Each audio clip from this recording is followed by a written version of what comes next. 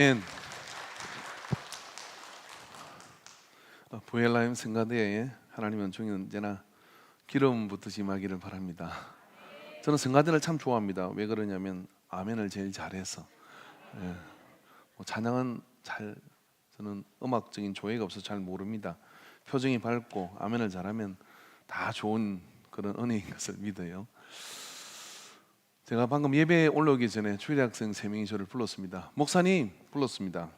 그래서 제가 이렇게 선뜻 쳐다보고 지나가려 했더니 왜 그랬더니 목사님 문제가 있어요. 문제가 있어요. 그래요. 그래서 문제가 있다는 말을 듣고 다시 목욕실로 갔다가 다시 가서 무슨 문제가 있어? 라고 물었더니 방방에 말벌이 있대요.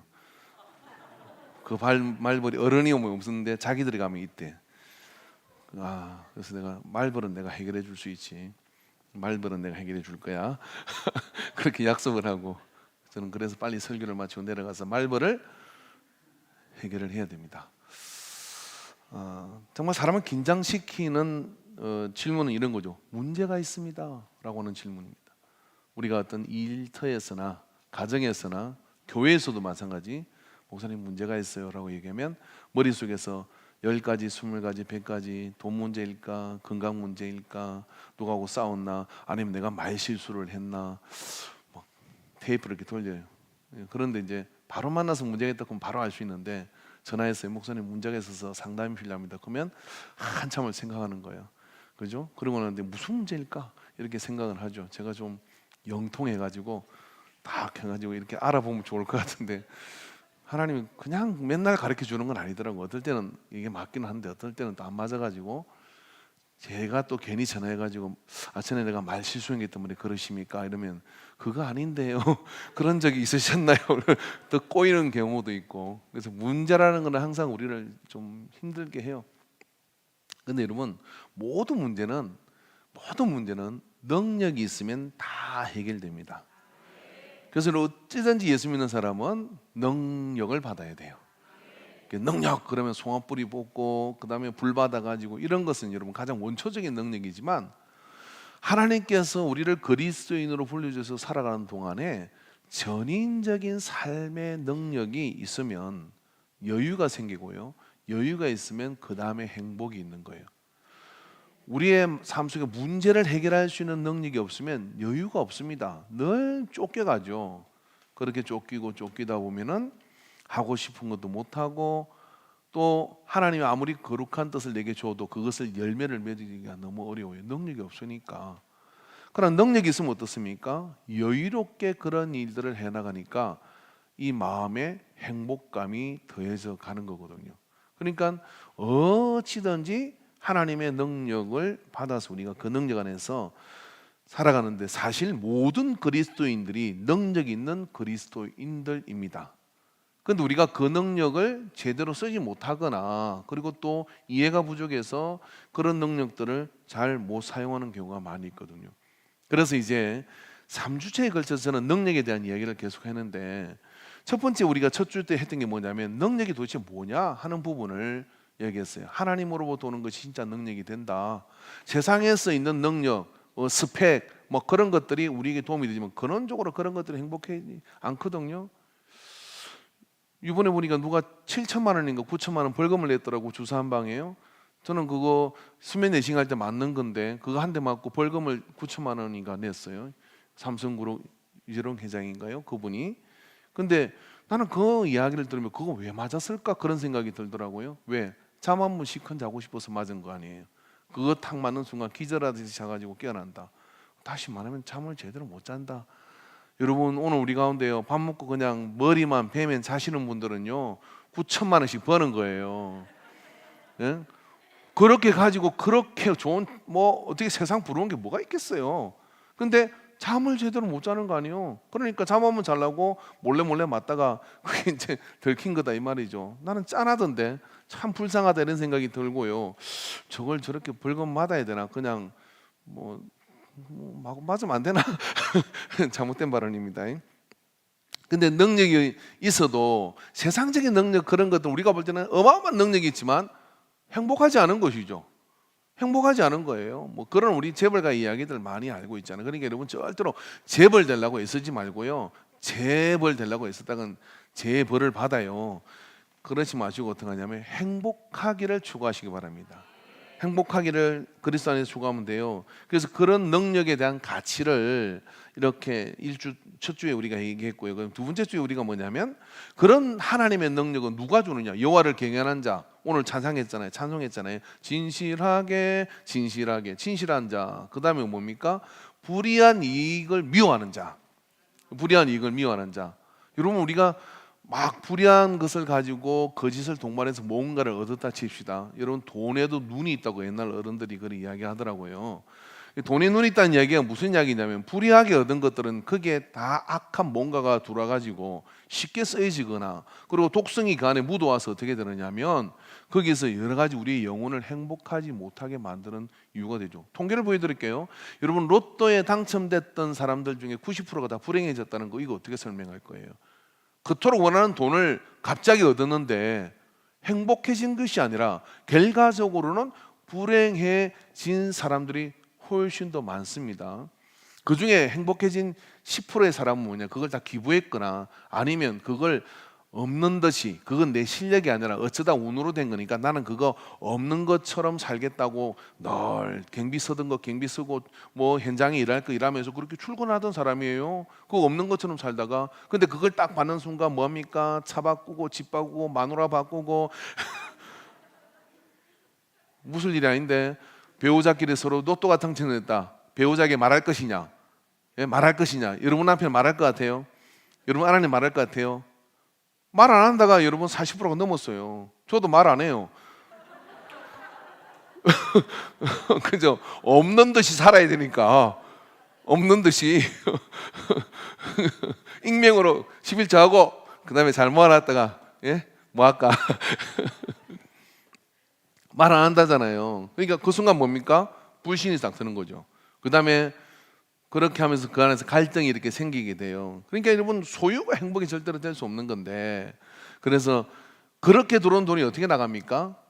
불행해진 사람들 나머지 90%는 그렇게 이제까지 행복의 조건이 됐던 것들이 이제는 더 이상 행복하지 않은 이유가 돼가지고 불행해져 버린 거예요.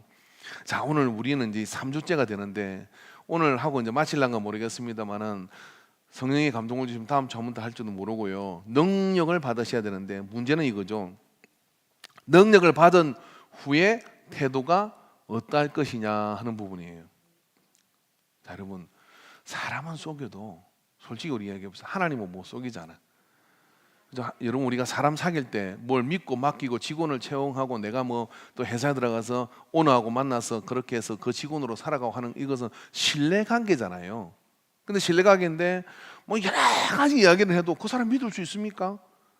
잘 믿기 어려운 것이잖아요. 그래서 어떻게 합니까? 달아보고 또 이렇게 테스트해보고 서로 그렇게 하는 거예요. 이 자본주의 사회라는 게. 그런데 말입니다. 사람은 좀 속일 수 있어요. 속일만 해요. 그런데 말입니다. 저 위에 계신 분은 안 돼. 그게 안 되는 거예요. 왜 안 되느냐면 하나님은 모든 걸 다 알아. 내 생각, 내가 말한 거. 그리고 모든 기록을 다 가지고 계셔. 우리가 회개하지 않은 기록들은 다 가지고 있어요. 그래가지고 우리가 이렇게 합니다. 하나님 저에게 능력을 주시고 복을 주시면 제가 이렇게 하나님 앞에 성전을 짓고 뭐 좋은 거 다 같은 들은 거를 막 그 다음에 목사님 차를 그건 또 안 하시는구나. 그렇게 뭐 어려운 사람을 돕고 고아원을 짓고 다 이야기하는데 하나님이 뭐냐면 우리 그릇을 알아요. 너는 주면 지옥 갈 것 같아 이런 거예요. 그래서 하나님과 우리 사이 갈등이 뭐냐면 좀 저한테 줘보십시오. 교회에서 여러분이 이런 거 있잖아요. 우리가 이번에 이 일 헌신합시다. 금전적이 들어가는가 하면 꼭 이상해. 돈 있는 사람은 아멘 절대로 안 해. 돈 없는 사람이 이렇게 아멘 이럽니다. 나 한장하겠어. 아멘 그래요. 왜? 자신 있게 아멘 하는 거지. 왜? 없으니까. 있는 사람은 계산을 해봐야 돼. 이거 되나? 계산을 해봐야 되거든요. 그거 하면 신중하게 합니다. 신중하게. 예, 그런 거죠. 그런 것처럼 말입니다. 그런데 하나님께서 어떻게 하시냐면은 이거죠. 저한테 널 줘보십시오. 그러면 제가 이렇게 하겠습니다. 그래요. 그럼 하나님께서는 여러분이 못 들었지만은 이렇게 말씀하세요. 야, 될 놈이 돼봐라. 내가 줄게. 그릇이 돼봐라. 내가 너한테 안 주나? 오죽했으면 저 예수 믿지 않는 사람한테 막 싹 부어줍니까? 어차피 지옥 갈 사람들이니까 갖고 놀다가 지옥 가든 어떻게든 하는 것이지만, 내 새끼, 내 하나님의 자녀는 성결한 그릇이고 하나님이 천국까지 데려가야 되는데, 아니 지금 신앙생활 잘하고 천하기도 놓고 심야기도 놓고 기도하고 막 이렇게 사는데 말입니다, 세상에 갑자기 돈이 좀 들어오니까 회로 가고 이렇게 다니면서 어디를 돌아다니는 거야. 그러다가 예배도 한 번, 두 번, 세 번 빠지게 되고, 안 그렇겠어요? 그럼 빠지게 되고 그러면서 어떡합니까? 점점 세상으로 나는 간에 세상으로. 그 하나님이 딱 계산이 나오는데, 얘는 주면 그렇게 쭉 가가지고 지옥까지 갈 것 같은 거예요. 마귀는 좋아하죠. 그러니까 어떻게 해요? 하나님께서, 여러분이 하나님이 여러분을 사랑하시면 여러분이 지옥 가는 걸 원하겠어요? 아니면 천국 가는 걸 원하겠어요? 대답이래. 약해지시네. 벌써 계산하셨어요? 천국 가는 걸 원하시잖아요. 그런데 그릇이 이런 종지 그릇 같은 거 뭘 받으면 그냥 그걸로 홀랑 세상에 가서 그냥 다 엎어버려. 그럼 어떡하겠어? 하나님께서 주겠어요? 아니면 안 주고 천국 보내겠어요? 주고 지옥 보내겠어요? 안 주고 천국 보내기죠. 근데 이쪽에 확실한 애가 있어. 여기 또 많이 지금 혼탁해졌네. 그렇습니다. 그래서 하나님은 될 사람이 돼봐라. 내가 너한테 주지. 그리고 우리는 줘 보십시오. 제가 얼마나 잘하는지. 아버지와 아들에게 재산 문제가 이런 거예요. 맨날 아버지는 아들을 못 믿겠는 거예요. 저거 주면 도박하고 어디 가서 또 딴짓 해가지고 엄한 짓 해가 사업에가 다 날릴 것 같은 거예요. 근데 아버지는, 아버지 좀 줘보고 말씀해 보세요. 제가 얼마나 다 컸어요. 저도 이제 어른입니다. 줘보십시오 이야기하죠. 그렇게 갈등이 계속되는 거예요. 하나님과 아버지하고 우리하고 갈등이 생기는데, 세상 아버지와 아들의 갈등은 아버지가 아들 다 모를 수 있고 아들이 아버지의 마음을 다 모를 수 있습니다. 그런데 하나님 아버지는 정확해. 다 알아요. 그래서 그것에서 놓은 이야기가 뭐냐면, 나의 나 된 것은 전적인 하나님의 은혜다. 나의 나 된 것은, 좀 알고 찬양하십시오. 나의 나 된 것은 전적인 하나님의 은혜입니다. 이게 무슨 말이냐면, 나를 잘 아십니다. 그래서 저한테 딱 맞도록 그런 여자 주셨고, 딱 맞도록 그런 자녀 주셨고, 딱 맞도록 그런 남편 주셨고. 아멘, 할렐루야. 나의 나 된 것은 전적인 하나님의 은혜입니다 라고 이렇게 해야 되죠. 그 갈등이 속에 있는 거예요. 그래서 여러분, 돈을 사랑함이 일만하게 뿌리라 그랬는데, 돈을 딱 만나는 순간 여러분 그 덕이 있는 부자가 되면 경주 최부자네처럼 말입니다. 예? 반경 100리 안에 기근이 와도 굶어 죽는 사람이 있으면 안 된다. 천하의 엄청난 지주로서 만석군이 된 이분이 기근이 오면 소설 걸어놓고 매일 죽을 썼다는 거 아니에요. 우리 최씨 가문입니다. 그러면서 이 반경 안에서는 누구도 굶어 죽으면 안 된다. 이 정도 돼야 여러분 그 사람 그 그릇이 되는 거잖아요. 갑자기 돈이 세니까 졸부가 돼가지고 그 돈 가지고 막 엄한 짓 하고 돌아다니고 희한한 짓 하고 돌아다니면 어떡하겠어요? 그러면 영혼이 다 망쳐지는 거잖아요. 그죠? 그러니까 어떻게 되면 깨끗하고 참 존경받는 그런 부자가 돼야 되는데, 솔로몬 보십시오. 그가 단번에 1000번의 제사를 드려가지고 소 1000마리를 제사를 드렸어요. 그러니까 1000마리가 얼마나 대단한 겁니까? 그리고 하나님 앞에, 야, 너 뭐 주기를 원하니? 그랬더니 감동이 돼가지고 하나님 아버지한테 뭐라 했냐면, 말을 이쁘게 했어요. 저는 어리고 백성들은 많고 제가 이 백성을 어떻게 다스려 갑니까? 아버지 다윗은 정말 그런 지도력이 있었지만 저한테는 이런 게 없으니까 백성을 잘 다스려 주는 지혜를 주십시오 얘기했어요. 하나님께서 이때 감동을 먹어가지고 이런 이야기를 합니다. 야, 다른 놈들은 다 은금을 구하는데 너는 어떻게 그런 걸 구하지 않고 지혜를 달라고 하느냐? 그것도 백성을 잘 섬기겠다. 잘 들어보십시오. 내가 능력이 생기면 다른 사람을 잘 섬기겠습니다 이렇게 얘기했어요. 하나님의 감동 포인트가 여기 있거든요. 그래서 하나님이 감동하셔가지고 은도 금도 다 줄게, 그리고 지혜도 주는데 이전에도 이후에도 너 같은 지혜로운 사람이 없을 거다고. 이거 그냥 백지수표, 그죠? 그 탁 줘버린 거, 네 쓰고 싶은 데 써라. 진짜 쓰고 싶은 데 썼어요. 상아로 의자를 만들고 금으로 방패를 만들고, 여자도 얼마나 많이 그늘이고 뭐 할 수 있는 짓을 다 했어. 그러다 나중에 하다 여호와의 성전에 우상을 갖다 놨고, 그런 짓거리를 하다 어떻게 됩니까? 야, 역시 사람은 주면 타락하더라, 주면 타락하는구나 하고 이스라엘 나라를 쪼개버려요. 너가 아버지하고 약속 때문에 내가 너 때는 안 하지만 네 아들 때는 나라가 쪼개질 거다. 두 지파와 열 지파가 쪼개져서 그때부터 북이스라엘과 남유다의 이 피비린내는 전쟁이 시작되고 갈등이 시작되는 거예요. 누가? 부귀를 누렸던 솔로몬이 그 일을 만들어버린 겁니다. 그럴 만한 그릇이 되어서 좁았더니 그런 거예요. 그러니까 여러분 우리가요, 이 그 졸부가 되면 이렇게 되는 거예요.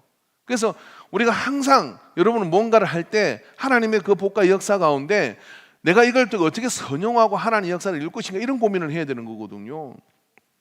영적인 능력을 받은 사람도 역시 마찬가지입니다. 여러분 우리가 아는 교주들은 다 왜 그렇게 하나같이 흰말을 타는지 몰라요. 그래서 저는 흰말을 안 탑니다. 성지순례 가서도 나귀를 탔지, 예수님은 나귀를 타지 흰말을 안 타요. 꼭 흰말 타고 이만희 사진 찍어요. 그다음 문승명 뭐 다 흰말 탔어요. 그리고 걸어놔요. 왜? 계시록에 흰말 탄 자. 근데 이 사람들이요 처음부터 그랬느냐? 안 그랬거든요. 겸손하고 섬기고 예수님처럼 보이는 거야. 그런데 나중에 여러 가지 힘이 주고 교회가 1000명이 되고 10,000명이 되니까 그 다음에 목에 힘이 들어가고 그 다음에 자기 말이 곧 신적 대리인이 돼가 이 법이 돼버려요. 그리고 어떻게 하다 보니까 예수님보다 자기가 큰 자가 돼요. 큰 자가 되려면 어떻게 돼요? 예수님을 죽여야 되잖아요. 실패자로 만들어야 되잖아요. 그래야 자기가 교주가 되는 거거든요. 그래 종교 사기를 치는 겁니다. 이게 교주들이 하는 짓이에요. 왜 그렇게 됐습니까? 왜냐하면은 그걸 감당할 수 있는 그 어떤 카리스마 은혜를 감당할 수 있는 그릇이 안 되니까 교주가 돼버리고 마는 거예요. 목이 고다가지고 신적 권위를 가지고 그렇게 돼버리죠. 여러분 우리가 공부를 많이 한 어떤 그런 지성이 많은 일을 합니다. 근데 내가 지식적으로 그리고 학력적으로 어떤 걸 이해하는 어떤 그런 말재간이 넘친다고 하고 그래서 다른 사람을 우습게 생각하는 이 지식적인 그런 능력을 가지게 되면 뭘 합니까? 여러분 우리가 내부자라는 영화를 보면 거기에 참 재밌는 대사 한 줄이 나오죠. 국민은 개돼지입니다. 그걸 누가 이야기하느냐면은 신문 사설을 쓰는 사람이 거기에 이야기를 하는 거예요. 어차피 자기가 쓰는 사설에 따라 여론이 항바가 이래저래 움직이는데 자기가 볼 때 국민은 생각이 없다는 거예요. 없는데 내가 글을 어떻게 쓰느냐에 따라서 금방 잊어버리고 금방 또 거기에 현혹되고 이리 몰리고 저리 몰리는 것이 국민이니까 그게 생각이 없다고 생각하면 돼요. 그렇게 짓다가 좀 있으면 조용해집니다라고 이야기하는 영화의 대사인데 현실에서도 그런 걸 보는 것 같습니다.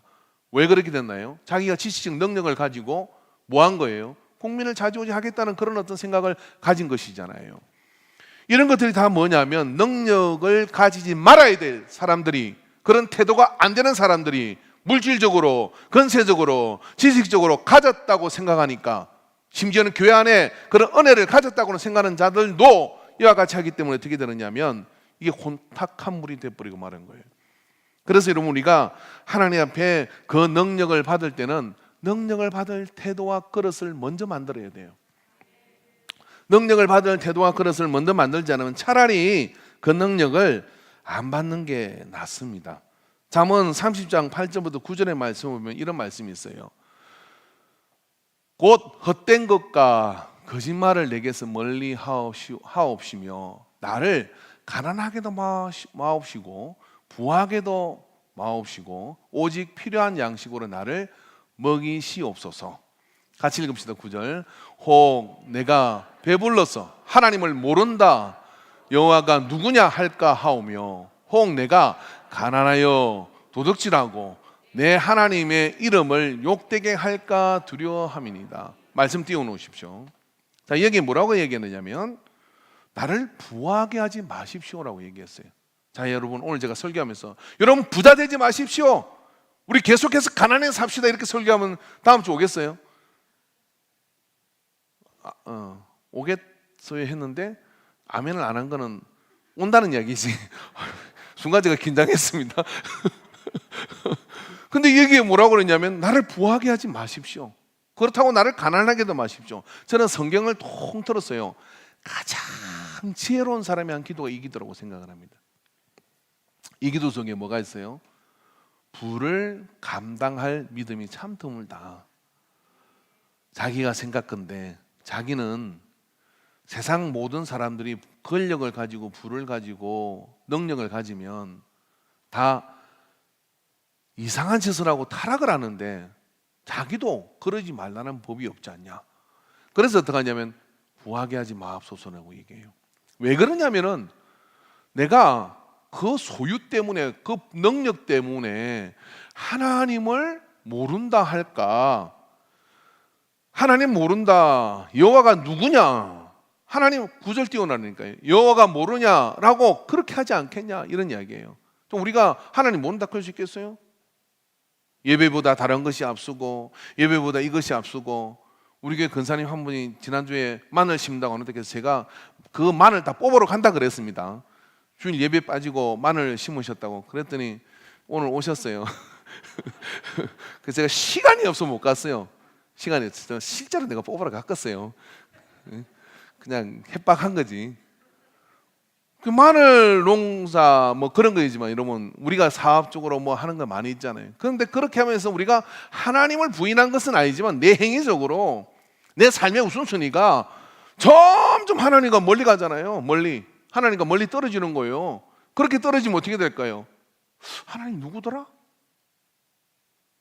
여호와를 안다고 할 수 있겠냐 이 말이죠. 여호와를 체험해야 되는데 그걸 안다고 할 수 있겠냐고요.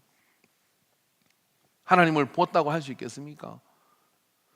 여러분 하나님을 본 사람하고요 하나님에 대해서 신학을 배운 교수하고 싸우면 본 사람이 이깁니다. 왜 그러냐? 본 사람 이게 이론을 연구한 사람이 본 사람을 절대로 못 이겨. 그럼 수천 마디 해도 나는 봤어. 나 하나님 살아계신 걸 믿어. 그럼 끝이야. 무슨 유출설이고 무슨 우주가 어떻게 생겼고 뭐 별 희한한 이야기해도 지도 안 믿어. 괜히 말만 그렇게 하는 거예요. 근데 본 사람은요 아는 거거든요. 근데 하나님이 안 보이면 어떡합니까? 하나님과 점점 예배와 이런 것들이 다 등하시되고 다른 게 우선순위가 되죠. 목구멍이 포도청인데 우선순위가 되는 거예요. 그러나 가난하여 그렇다고 내가 가난하면 도둑질하고 내 하나님의 이름을 욕되게 내가 나쁜 짓을 하는 죄와 접근이 되면 그렇게 되면 하나님의 이름을 욕되게 할까 두렵습니다. 이걸 여러분 전문용어로 뭐냐면 오솔길이랍니다. 오솔길. 이 오솔길이 뭐냐면 주님과 동행하는 오솔길이에요. 우리의 능력은 여기에 있어야 되는 거예요. 그 오솔길에서 뭘 만나느냐면 행복을 만납니다. 다른 곳은 행복이 없어요. 오죽했으면 주사 맞고 잠자겠냐고요. 다른 곳은 행복이 없어요. 정중의 예정 살아계실 때 유명한 일화 있잖아. 새벽 5시면 그 자녀들이 다 모여가 아침 식사를 했다는 거예요. 새벽 5시에 그 바쁜 사람들이 어떻게든 아침 식사와 자 1번 밥이 맛있어서 왔다. 며느리까지 다 오는 거야. 저도 재산이 좀 되면 거짓 하고 싶은데 예? 서로 사랑이 애틋해서 왔다. 효심이 지극해서 왔다. 아니죠. 아버지 돌아가실 때 누구에게 무슨 지분을 주느냐 그게 거기서 정해주는 거예요. 그게 못 빠지지. 그 사람이 그렇게 정주행실을 새벽기도 한 거 아니요. 끝나고 어떻게 됐습니까? 한 사람은 자살하고 왼수지간 되고 싸움 박질 나고. 그러니까 여러분 재벌 되려고 가지 마세요. 재벌 되면 죄 짓습니다. 그런데 이 잠언의 이 기자는 뭡니까? 여기가 좋습니다 하고 이렇게 얘기했죠. 자, 좀 극단적이긴 하지만 하나님이 주시는 능력이 우리에게 있을 때 그게 가장 행복한 길이지, 그렇지 않으면은 우리의 모든 소유나 우리가 지금 눈앞에 만지기를 원하고 추구하기를 원하는 게 이루어져도 며칠 행복하지 않아요. 행복하지 않아요. 그렇게 그것은 행복이 있는 게 아니에요. 자, 그러면 이 요셉이란 사람은 오늘 본문에서 보면 이 요셉이란 사람은 이 사연을 좀 알아야 되는데 다 아시는 분은 아시겠지만은 요셉이란 사람은 야곱의 아들입니다. 야곱의 12아들 중에 11번째 아들인데 이 아들이 요셉이 말입니다. 야곱이 참 좋아하던 라헬의 아이이기 때문에 사랑을 했는데 그 라헬이 베냐민을 갖다가 죽어버리거든요. 그러니까 요셉밖에 없는 거예요. 그래서 요셉을 색동옷을 입히고 막 이랬더니 형들이 질투를 해가지고 저 요셉은 맨날 아버지의 사랑을 독차지해 그랬는데 어릴 때 꿈을 꿨는데 이런 꿈을 꾸네. 형들이 뺐다니 나한테 다 고개 숙이더라. 여러분 기분 좋겠어 나쁘겠어요? 저것 봐라. 뭐 그러면서 그런 꿈 이야기를 하던 일을 갔는데 아버지가 이제 요셉한테 저 형들 목동에 그 양치는 데 가서 먹을 거 좀 전해주고 어떻게 잘하고 있나 보고 와라 했죠. 그래서 색동이 있고 똘레똘레 갔더니 형들이 모의를 합니다. 저기 꿈에 꿈꾸는 자가 온다라고 이야기가 어떻게 하냐면 쟤를 우리가 여기서 죽여버리자. 이렇게 막 여론이 덜끄러운 거예요. 그래가지고 죽이기로 작정하고 무릎 웅덩이에 가다 놓고 어떻게 죽일까? 어떻게 우리가 완전 범죄를 하지? 이런 궁리를 밤새 듣는 거예요. 요셉이 이게 미치겠는 거잖아요. 그러다가 우리가 어떻게 형제를 죽이냐, 팔아버리자 해가지고 애굽으로 종으로 팔아버렸어요. 그리고 짐승의 피를 묻혀가지고 색동옷에 묻히고 아버지한테 갖다 준 거예요. 아버지가 그걸 보고 아버지 이렇게 하는 게 짐승이 오다가 해롭게 해서 우리가 이 옷을 발견했습니다 하고 둘러댔어요. 그때부터 야곱은 가슴에 묻고 내 사랑하는 요셉이 죽었구나. 근데 요셉은 애굽으로 종살이 가가지고 보디발의 집에서 그리고 또 감옥에서 그렇게 쭉 보내다가 애굽의 총리가 돼버린 거예요. 총리가 돼버려가지고 나중에 형제들 다 불러들였거든요. 아버지도 오라 그러고 그렇게 불러들여가지고 잘 살았는데 문제는 야곱이 어느 날 소천을 냈어. 형들은 늘 이게 근심이었어요. 왜냐하면 언젠가 저 요셉이 우리를 복수할 것 같은데, 그렇게 근심이 돼서 걱정을 하다가 야곱이 죽으니까 형들이, 사실 성경에 이 장면이 없습니다. 형들이 야곱이 아버지가 죽으면서 우리 용서를 했다, 그러니까 당신이 용서를 해라 이렇게 얘기하니까 요셉이 이걸 왜 몰랐겠어요. 그 말을 듣고 요셉이 울어. 아이고 이분들아, 내가 당신한테 복수하려고 했으면 옛날에 했지, 복수 안 해, 그게 아니야, 좀 큰 눈으로 봐봐 하고 나오는 장면이 이 장면이에요. 요셉은 분명히 성경에서 구약 성경에 능력을 받은 사람입니다. 능력을 받았는데 정말 롤 모델이 될 만큼 능력을 받았는데 태도가 기가 막히게 좋은 사람이에요. 왜 이렇게 태도가 좋았느냐면, 요셉은, 자 우리가 여러분 하나님이 이 땅을 살아가는 우리에게 능력을 주려면 첫 번째가 뭐냐면요, 이런 마음을 가져야 되는데, 어떤 마음을 가져야 되느냐면, 하나님 우리에게 능력을 주시는 그것에 대해서 우리가 이 세상에 국한된 생각이 아니라 영원한 세계까지 연장을 해서 내게 주신 능력을 쓸 생각을 해야 돼요. 마태복음 25장 21절에 보면 그 주인이 이르되 잘하였도다 착하고 충성된 종아, 내가 적은 일에 충성하였음에 내가 많은 것을 내게 맡기리니 내 주인의 즐거움에 참여할지어다 하고, 이 사건 아시죠? 5달란트, 3달란트, 1달란트, 2달란트, 1달란트 이렇게 막 달란트를 주고 갔어요. 근데 1달란트 받은 사람이 그걸 땅에 묻었습니다. 5달란트 받은 사람은 장사를 해가지고 큰 이문을 남겼어요. 이분이 이제 보통 그 중동에 있는 장사하는 사람은 3년 4년을 여기 있는 물건을 사가지고 먼 나라로 가서 거기서 팔고 그 물건을 사가지고 오면 큰 이문을 남겨요. 이 이문이 얼마나 큰지 대단한 거상이죠. 이 거상이니까 1달란트의 가격이 금 34kg입니다. 순금 34kg면 얼마쯤 되는지 계산 좀 해보시고, 내가 알기로는 한 몇십억 되는 것 같아요. 5달란트면 얼마가 됩니까? 거의 한 100억이 넘는 거죠. 근데 그런 돈을 자기 종한테 이렇게 맡기고 갔어요. 장사 좀 해봐라. 그랬더니 땅에 묻은 사람이 있지만 장사를 해서 이문을 남긴 사람이 있는 거죠. 돌아와서 하는 말이 이 말이에요. 야, 너 참 수고했구나. 그리고 뭐라 하냐면은, 네가 적은 일에 충성하였음에 내가 많은 것을 내게 맡기리니 라고 말씀을 하신 거예요. 이 예와 마태복음 25장 21절의 말씀은 예수님이 하신 말씀이에요. 여기 나오는 주인이 누구냐면 하나님. 하나님의 사이즈가 그런 사이즈다, 이런 이야기예요. 그러면서 우리 이 땅을 살아가는 동안에 그렇게 충성된 자로 살면 하나님께서 보상을 하시겠다라고 말씀하시죠. 근데 여기서 핵심은 뭐냐면 이겁니다.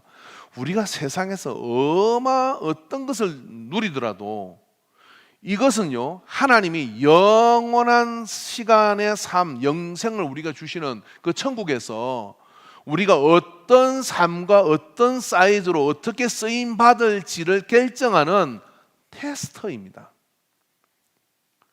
이 땅에 여러분, 이 돈이 적은 돈이 아니잖아요. 여러분 사는 동안 누가 와서 당신 사업 좀 잘하게 생긴 것 같은데 내가 100억 지원해 줄게, 한번 해보라고 그런 제안을 받아보신 분 계십니까? 사람 그렇게 잘 믿지 않아요. 그런데 이 주인이 말입니다, 그거를 푼돈 쓰듯이 어떻게 합니까? 종들한테 한번 갖고 해봐 라고 주고 간 거예요. 그 종들은 이게 부담되는 거잖아요. 근데 열심히 해가지고 능력을 입증을 했어. 어떤 능력을 입증했습니까? 그걸 남기는 능력을 입증했어요. 그리고 주인이 돌아왔을 때 얘기하니까, 아유, 네가 작은 거 가지고 그렇게 충성을 했네. 이제 내가 너를 신뢰할 테니까 너한테 큰 거를 줄게 하고 말씀하신다, 이게요. 도대체 이거보다 큰 게 세상에 어디 있어요? 그건 뭐예요? 이 세상의 일이 아니라 우리가 태어날 때 가진 능력들을 가지고 우리가 무엇을 했느냐가, 그리고 하나님 내게 주신 능력을 가지고 무엇을 했느냐가, 그건 다 뭐냐면 훈련소에서 훈련을 받고 이제 본대에 배치가 되는 영생에 들어가서 우리가 살아가야 되는 삶의 그런 위치가 여기에서 이렇게 정해지게 되는 거예요. 위치가 여기서 정해지게 되는 거거든요. 그러니까 우리가 이 땅을 어떻게 해야 돼요? 두 번 살지 못하고 잘 살아야 되는데 어떻게 살아야 되느냐면 하나님이 주신 능력을 가지고 내가 뭘 했느냐 하는 것들을 가지고 거기에서 잘 살아야 되거든요. 근데 알량한 능력이 생기면 그걸로 가지고 여기 기웃거리고 저기 기웃거리고 그렇게 계속해서 그렇게 하면 어떻게 되냐? 그 영혼이 지옥 가는 건데 하나님 그걸 놔두겠냐 이 말이에요. 자, 그런데 요셉이라는 사람은 말입니다. 삶을 얼마나 내다봤느냐면 430년을 내다봤습니다. 창세기 50장 25절을 보니까 요셉이 또 이스라엘 자손에게 맹세시켜 이르기를 하나님이 반드시 당신들을 돌보시리니 당신들은 여기서 내 해골을 메고 올라가겠다 하라 하였더라. 자, 요셉이 자기 삶을 끝낼 때 유언을 남기는데 언젠가 하나님이 지금 요셉이 어떻습니까? 애굽에서 왕다음으로 가는 치세를 누릴 때고 그리고 430년 그 말기에 이르기 전까지는 요셉은요 그 가문 자체가 다 뭐냐면 굉장한 건세를 누리는 히브리인들이 됐습니다. 그럼 여기서 살아야지. 그런데 요셉이 뭐라 그러냐면 이거 다가 아니야. 언젠가 하나님께서는 가나안 땅 우리를 인도하신다. 그때 나의 해골을 들고 나가라. 이게 고고학적 자료가 있습니다. 이게 그 다음에 한번 보여드릴게요. 근데 그걸 들고 나간 장면이 있어요. 근데 그걸 출애굽기 13장 19절에 모세가 요셉의 휴거를 가졌으니 이는 요셉이 이스라엘 자손으로 단단히 맹세하게 하여 이르기를 하나님이 반드시 너희를 찾아오시리니 너희는 내 유고를 여기서 가지고 나가라 하였습니다. 약속이 그대로 이행돼요. 430년 후에. 이게 요셉은 430년이나 내다보는 이야기를 하고 있는 거고, 자 여러분 생각해 보십시오. 하루살이하고 파리가 안 만나서 하루 종일 잘 놀았어. 근데 저녁이 돼가지고 파리가 이러는 거예요. 야, 너하고 나하고 너무 마음이 잘 맞아. 그러니까 내일 만나. 그랬더니 내일? 하루살이가 이런 생각이 드는 거야. 내일이 뭐지? 이 하루살이 생각 내일이 딱 뭐 내일이 없는 거 오늘만 있는 거지. 해 뜨는 건 봤는데 해 지는 걸 본 적이 없어요. 내일 그 파리가 왜 내일을 몰라? 그러니까 몰라. 그 둘이 헤어져가지고 근데 파리가 깨구리하고 이제 마음 맞춰가 열심히 놀았어. 한여름 다 가고 이제 깨구리한테 야 깨구라 너하고 나하고 참 마음이 잘 맞는데 깨구리가 파리를 입에 넣었다가 뱉다가 넣었다가 이 갖고 놀다가 난 너 절대 안 잡아먹을 거야. 그러고 내년 나 봄 되면 나 깨어나면 그때 너하고 또 놀고 싶어. 그러니까 내년? 파리가 내일은 알겠는데 내년은 모르는 거예요. 그래서 내년이 뭐지 하고 깨구리는 겨울잠을 자러 갔고 파리는 얼어 죽었어요. 얼어 죽었어요. 사람마다 자기가 가지고 있는 생각의 한계가 다 있습니다. 이야기를 해보다 보면요, 이 사람은 한 걸음 앞도 안 생각하는 사람, 이 사람은 좀 더 내다보고 생각을 하는 사람, 이 사람은 길게 생각하는 사람. 그 중에 제일 멀리 생각하는 사람이 누굽니까? 인생 전체를 보고 죽는 것도 끝이 아니라 우리에게는 한 번 죽는 건 사람에게 정한 것이고 죽음에는 심판이 있고 그 위에 우리에게는 영생이 있다. 그래 예수 믿는 거잖아요. 그래 예수 믿는 사람이면 우리의 생각이 어디가 있어야 돼요? 영생에 가 있어야 되는 거죠.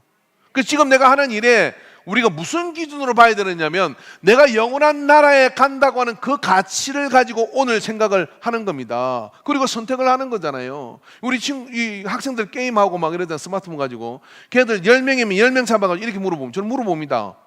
야 게임하고 있는 친구야 너 10년에 네가 뭐가 돼 있겠니? 라고 이야기해요. 그럼 10명 중에 10명 다 이렇게 얘기합니다. 생각 안 해봤는데요. 생각 안 해봤는데요 라고 이야기를 해요. 그 중에 대답하는 애가 어쩌다 한 명 있는데 100명 중 한 명 있는데 걔가 뭐라고 하냐면 게이머요. 게임으로 시작 게임으로 끝나? 그 다시 말해서 그냥 그 생각 안 해봤는데 그냥 물어보니까 나 계속 게임하다 죽을 거예요 이렇게 얘기하는 거예요. 기가 막힌 일이에요 여러분. 이게 사람이 걸음을 내디딜 때 이발을 내디디면 그 다음에 무슨 일이 있지? 한 발짝을 생각하든지 10발짝을 생각하든지 그 다음에 이런 생각을 해야 되는 거잖아요. 그러면 우리가 영생을 생각하고 산다는 건 어떻게 해요? 우리가 어떤 능력이 주어져도 그 능력을 가지고 내가 선택할 것은 영원한 시간의 가치를 두고 선택하기 때문에 때로 그것 때문에 힘들고 어려워도 마음은 기쁜 거죠. 때로 그것 때문에 생명을 잃는다 할지라도 기꺼이 그 죽음을 받아들이고 어떡합니까? 잘 있거라 나는 간다 영생으로. 그러면 하나님 나라에 입성하는 사람이 되는데 그 멀리 보는 그 생각이 없으면 절대로 여러분 그 능력 가지고 선택 못합니다. 왜 여러분 로또 당첨된 90%가 불행해지겠습니까? 당첨되는 순간 당장 앞에 있는 것만 생각한 거죠. 그래서 그걸로 허랑방탕하게 쓰고 돈이 나간 건 좋은데 돈 나가고 나니까 다른 일을 못하는 거예요. 그리고 평생에 뭐 하느냐면 방구석에 앉아가지고 로또 번호 맞추기를 하는 겁니다. 안중에 그런 사람이 있어요. 세상에 이런 일이 돌아가셨어요. 그런데 부인이 문 열고 들어오니까 온갖 욕을 다 하면서 너 때문에 번호 못 맞췄다는 거예요. 페인입니다. 페인. 그런 사람이 없는 것 같습니까? 한번 독성을 들인 쉬운 돈은 그렇게 우리 속에 들어와가지고 인생 전체를 갖다가 그렇게 갉아먹어요. 그러면서 무슨 행복을 찾느냐면 당장의 눈앞에 있는 그런 짜릿한 쾌락의 행복만 찾아요. 그건 계속 기웃기웃 거리는데 종류만 달라질 뿐이지 도박에 빠지고 술에 빠지고 뭐에 빠지고 빠지면서 그 쾌락을 쫓아가니까 그게 즐겁고 행복한 겁니까? 근데 여러분 멀리 본 사람은요 그런 짜릿한 것들이 그 앞에서 기웃거리도 어떤 생각이 드느냐면 내가 순간적으로 그럴 수는 있고 이렇게 있지만 이대로 가면 내가 죽을 것 같은데 이대로 가면 내가 지옥 갈 것 같은데 이런 생각이 들면 어떻게 안 돼 라고 생각하죠.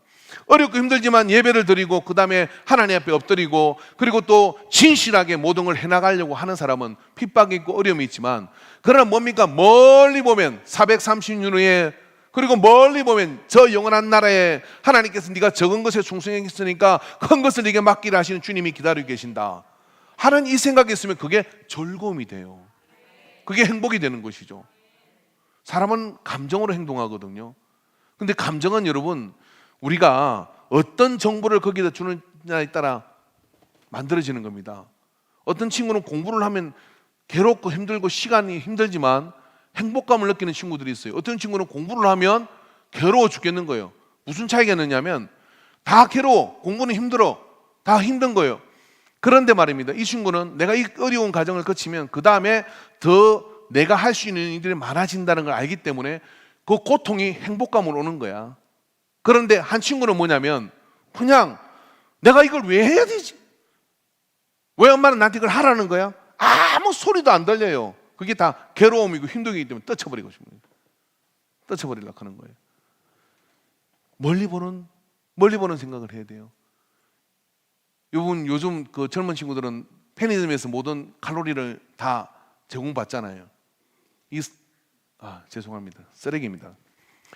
왜 그러냐면은 우리는 어릴 때 엄마가 빵 쪄주겠다 그러면 1번 빵을 먹는구나. 그러면 그 전날 뭐예요? 막걸리를 받으러 가요. 오다가 이렇게 해가지고 밑가루 반죽을 거기다 넣어가지고 반죽을 해요. 그 다음에 또 빵을 바로 쪄줬으면 좋겠는데 아니야. 아랫목에다가 묻어야 돼. 이불 덮어가지고. 그 다음에 가서 이제 내일까지 기다려야 되는데 언제 부풀지? 그러고 자꾸 뒤지는 거예요. 자꾸 뒤집어가지고 한 대 맞아요. 놔둬야 부풀지 하고 한 대 두드려 맞아. 그 다음에 맞고 난 다음에 이제 드디어 내일이 됐어. 잊어버릴 만할 때 이제 그때 이제 이게 밀가루가 부풀어 오잖아요. 근사님 그죠? 그럼 그걸 떼가지고 솥에다 쪄요. 찌고 또 불 때가 한참 기다려야 돼. 그리고 드디어 빵이 나오는데 빵에 앙코가 없네. 우리 어머니 빵은 팥이 없었어요. 먹어도 팥이 없어. 그냥 계속 밀가루야.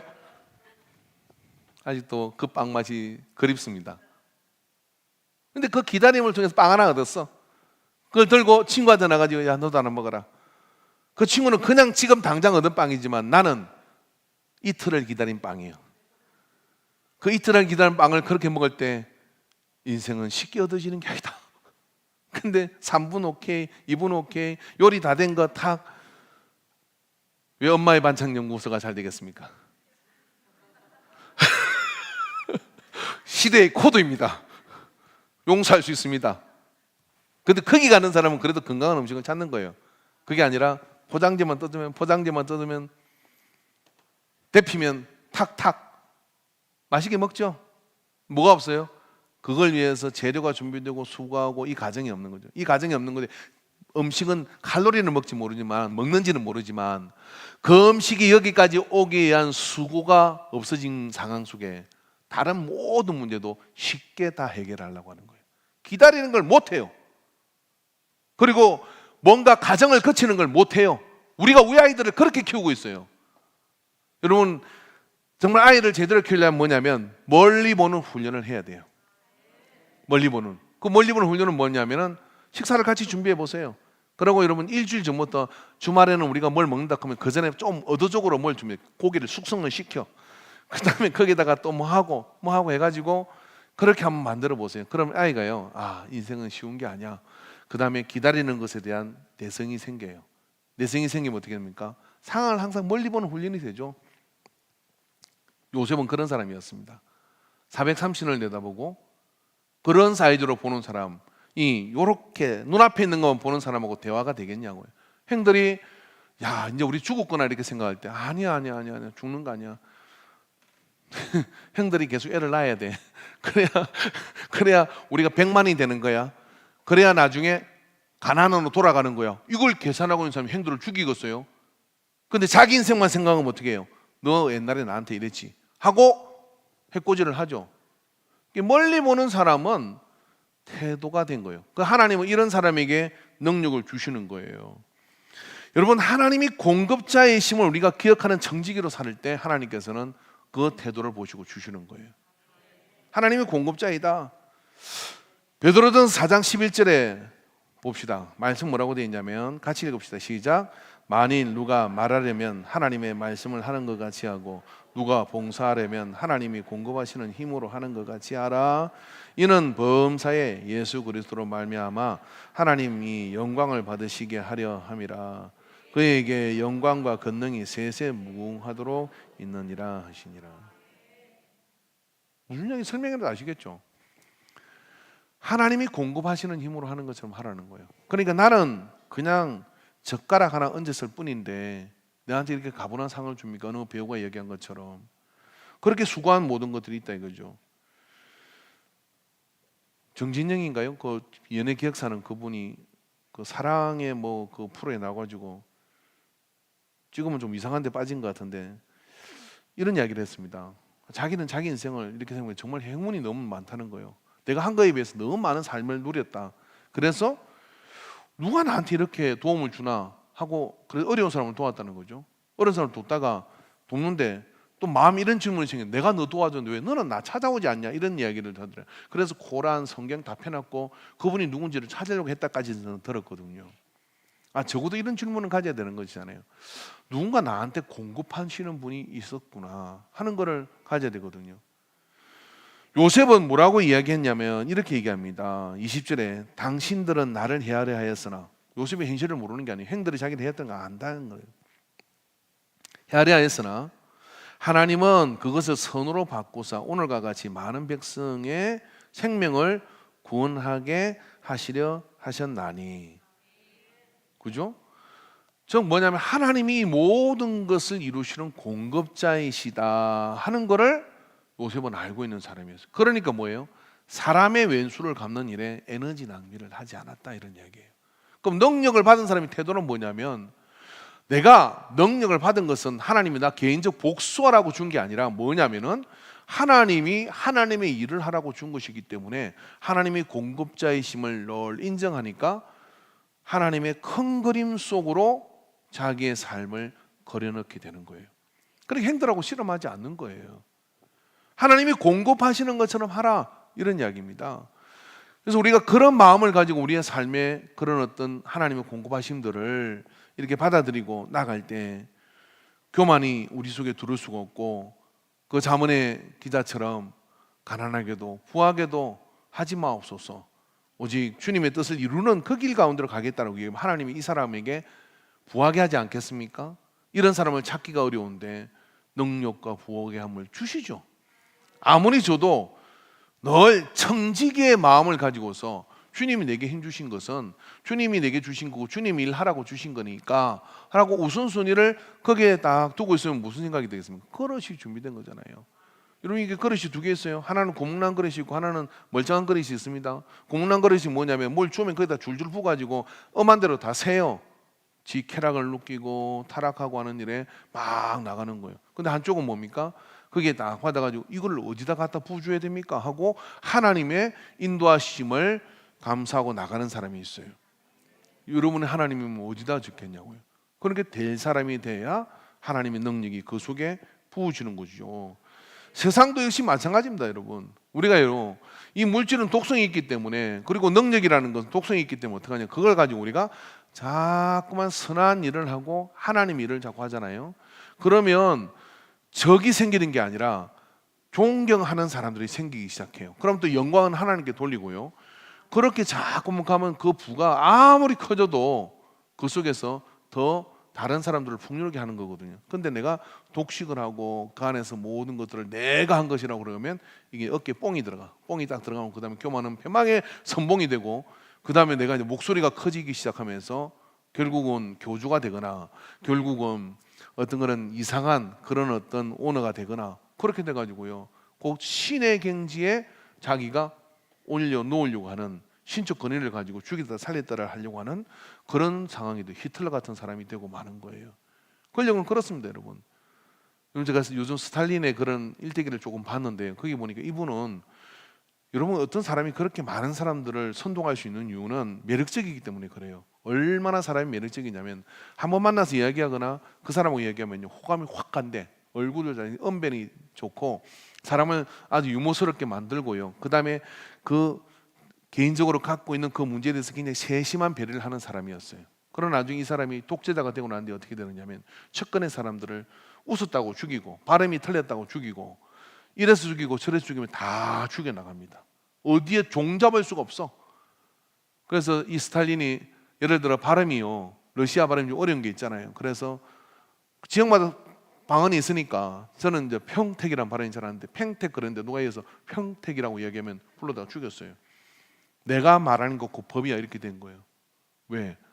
능력을 가졌지만 그 능력의 그릇이 안 되기 때문에 역사 속에 잔혹한 일이 벌어진 거예요. 그렇기 때문에 여러분, 능력을 우리가 사모하기 전에 뭐냐면, 우리가 그 능력에 맞는 태도를 내 자녀에게, 내 삶 속에 만들어 나갈 때, 물이 높은 곳에서 흐르는 것처럼 하나님의 능력은 그렇게 그릇이 준비된 곳에 고이게 되고, 그게 쌓이게 돼서 역사가 나타나게 됩니다. 세 번째, 여러분, 능력을 받는 좋은 태도는 뭐냐면은, 하나님의 큰 그림 속에 자기를 걸어넣을 줄 알아야 돼요. 하나님의 큰 그림 속에 자기를 걸어넣어야 됩니다. 여러분, 하나님의 큰 그림 속에 자기를 걸어넣는 뭐죠? 능력 가지고 이상한 짓을 하거든요. 자유의지가 있으니까. 그런데 하나님의 큰 그림 속에 자기를 집어넣어야 되죠. 요셉은 뭐라고 그럽니까? 형들이 배신한 것도, 내가 그렇게 감옥살이 한 것도, 보디발의 아내가 나를 모함한 것도, 그 모든 가정을 다 퉁쳐가지고 뭐라고 얘기하냐면, 이 많은 백성들을 구하기 위해서 하나님이 하신 겁니다.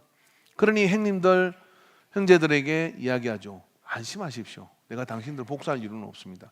당신들은 나를 죽이라 했으나 이 일을 통해 결과적으로 하나님이 많은 사람을 살리려고 한 것이라는 걸 길게 보는 요셉이 하나님의 큰 그림 속에서 이거를 그려 넣으니까 그게 원한도 시비도 없는 거예요. 원한도 시비도 없는 것이죠. 저도 어릴 때 저 고등학교, 중학교 3학년 때부터 혼자 살았거든요. 혼자 어릴 때 살던 집에서 방 3칸에 그 마산시 신월동 29번지에 살았는데, 다 아버지가 목회 나가시고, 그리고 어머니 가시고, 누나들 시집 가고, 막내 누나하고 저 살았는데, 막내 누나 나하고 4살 차이 나는데 제가 막 뻗대니까 니하고 못 살겠다고 누나 집으로 가버렸고, 저는 방치됐습니다. 그리고 이제 방치되면 어떻게 되겠어요? 동네 친구들의 집에 들락거리고 막.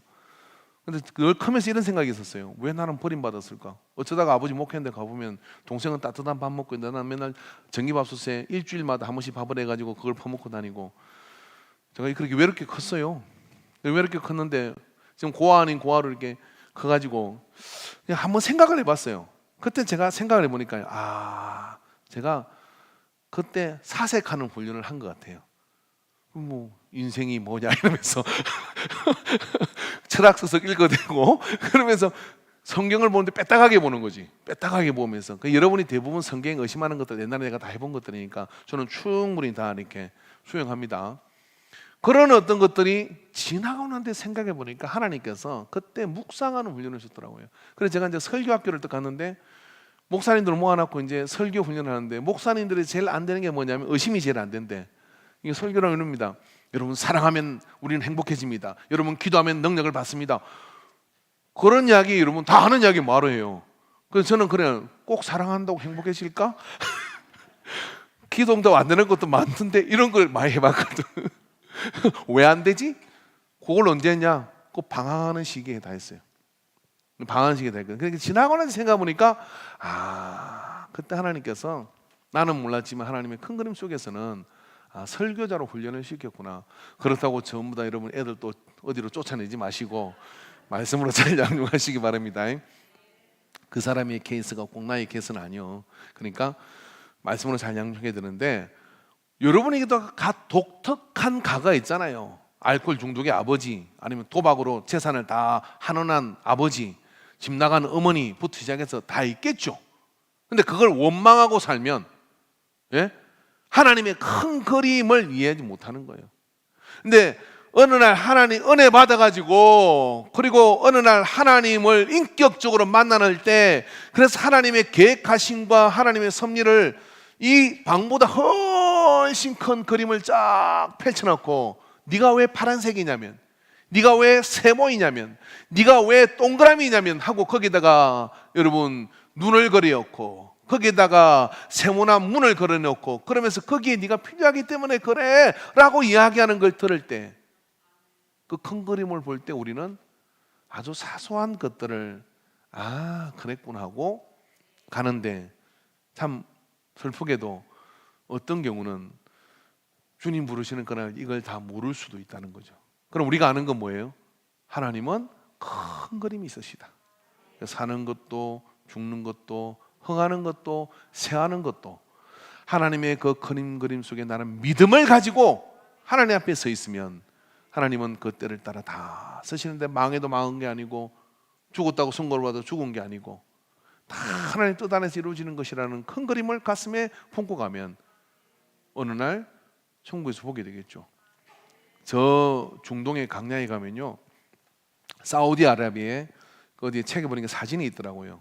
한 위성 사진을 가지고 이렇게 찍었더니 그게 히브리어로 바라라고 하는 말씀이라는 글이 그 반경 수십 킬로 안에 이게 한 글자로 이렇게 써놓은 거예요. 이게 그 강야에서는 그 글자가 안 보여. 근데 항공 촬영을 높이 가지고 위성에서 보면 그 글자가 딱 보이는 거예요.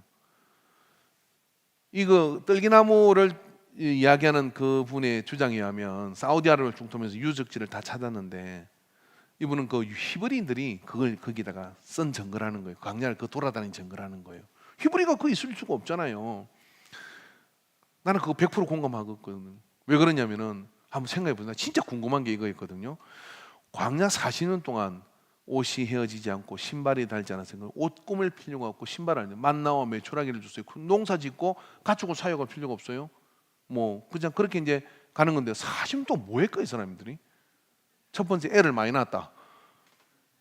그죠? 애 많이 낳는 방법은요. 일하지 않아 돈 먹고 살도록 만드는 애 많이 낳아요. 그래서 우리나라 그 정치하는 분들은 이거 인구정 가는 방법은 간단합니다. 세 자녀 있으면 그 집에 월 500씩 생활비를 지원해 줘요. 엄한데 돈 쓰지 말고. 그러면 이 직장 다 그만두고 집에 가서 저도 애 낳을 거예요. 그러면 직장 다니고 집에서 애 낳지 뭐하러 일 다녀요? 그죠?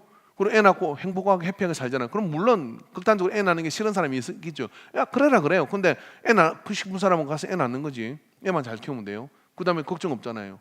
집도 주고 풀옵션으로 주는 거죠. 이게 광야에서 애 많이 낳았어. 그 다음에 그래도 그 뭐 했을까요?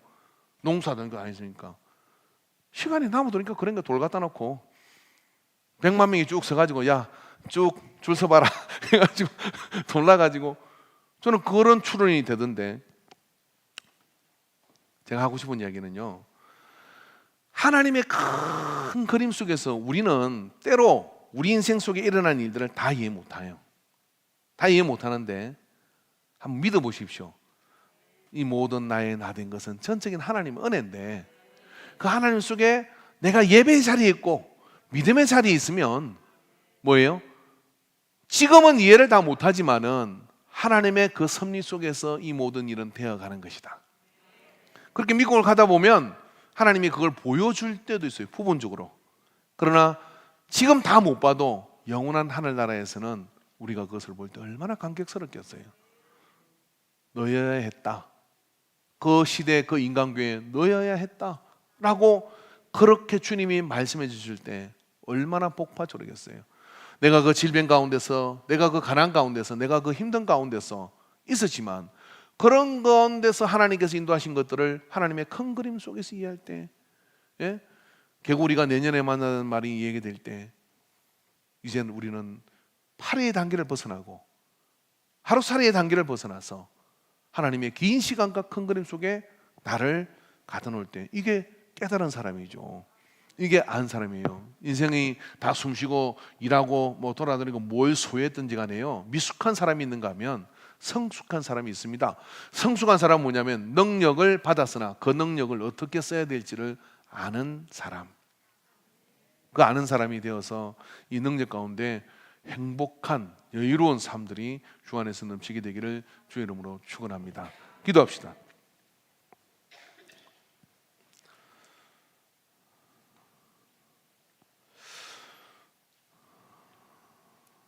이번 주 숙제를 내려고 합니다. 순종은 여러분의 몫이고요. 저는 이런 감동이 와서 숙제를 냅니다. 나의 10년 그림을 한번 그려보시기 바랍니다. 10년 후 나의 모습. 그게 고려해야 될 것. 오늘 말씀을 들은 이 세 가지를 고려해서 한번 그림을 그려보십시오.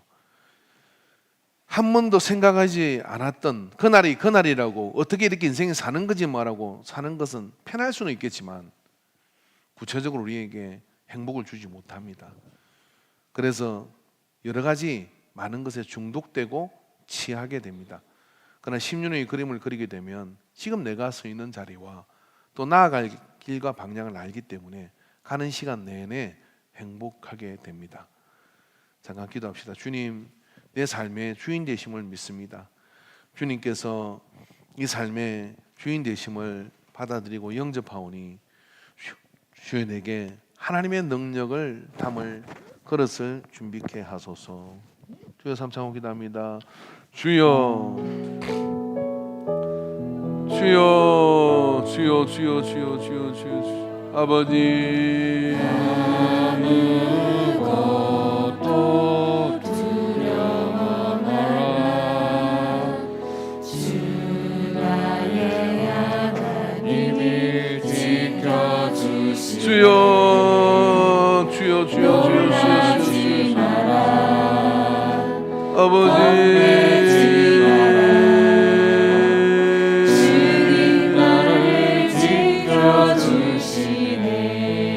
주여 주여 주여 주여 링글링글 아버지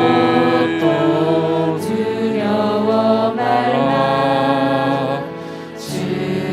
주여 능력을 받을 능력 있는 삶을 살 태도가 준비되는 인생이 되게 하여 주시옵소서. 내게 주어진 많은 문제들을 넘어설 수 있는 능력을 간구합니다. 항구적인 능력을 주시옵소서.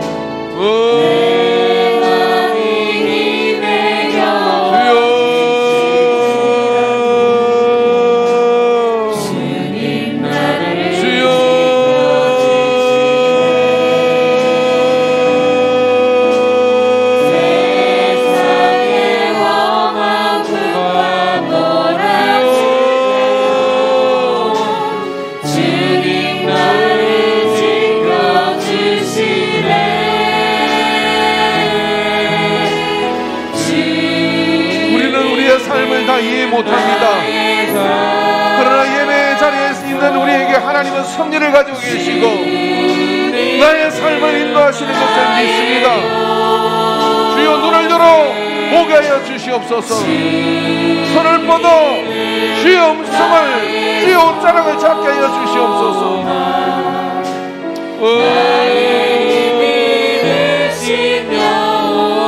주여 주여 하여 주옵소서. 아무것도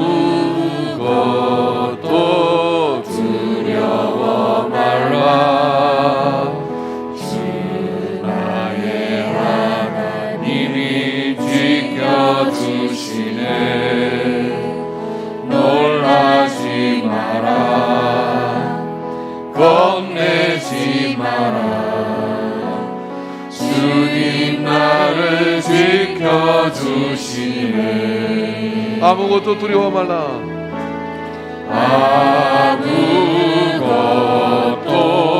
두려워 찬양하겠습니다.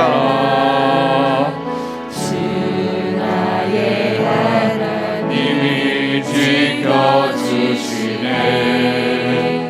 놀라지 마라, 겁내지 마라. 주님 나를 지켜주시네. 주님 나를 지켜주시네. 내 마음이 힘에 겨워, 내 마음이 힘에 겨워 지칠지라도 주님 나를 지켜주시네.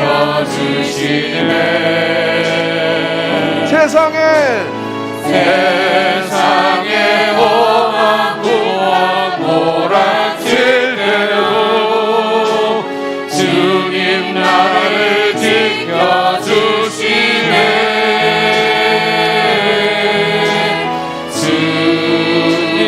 주님은 나의 산성, 주님은 나의 요새, 주님은 나의 소망, 나의 힘이 되신 여호와. 내 마음이 힘에 겨워, 내 맘이 힘에 겨워 지칠지라도 주님 나를 지켜주시네. 주님 나를 지켜주시네. 세상에 험한 구원 몰아칠 때도 주님 나를 지켜주시네.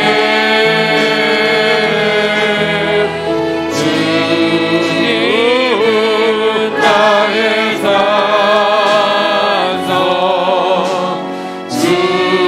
주님은 나의 요새, 주님은 나의 소망, 나의 힘이 되신 여호와.